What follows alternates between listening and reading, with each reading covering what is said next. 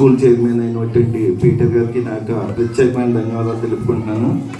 అదేవిధంగా principal madam గారికి, అదేవిధంగా టీచర్స్ అందరికీ కూడా నా యొక్క ఉపాధ్యాయ దినోత్సవ శుభాకాంక్షలు.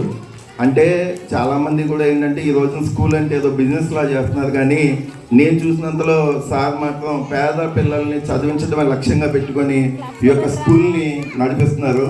అది చాలా అభినందించవలసిన విషయం అన్నమాట.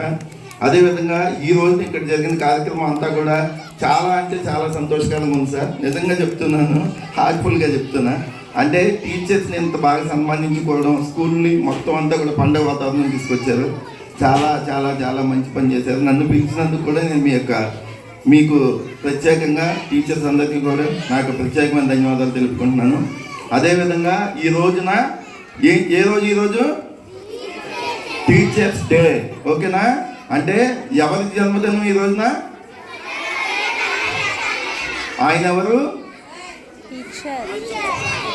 మాజీ రాష్ట్రపతి మరియు టీచర్, అవునా?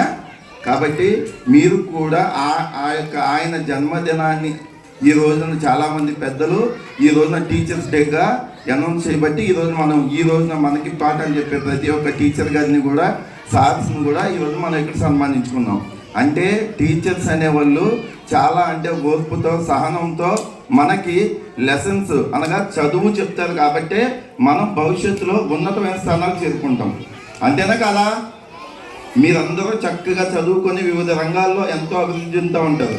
కానీ సార్స్ మాత్రం ఎంతో కృషి చేసి ఎంతో మందిని చదివిస్తూ ఇదే స్కూలు, ఇదే వాతావరణంలో అనేకమైనటువంటి పిల్లలకి పాఠాలు చెప్తే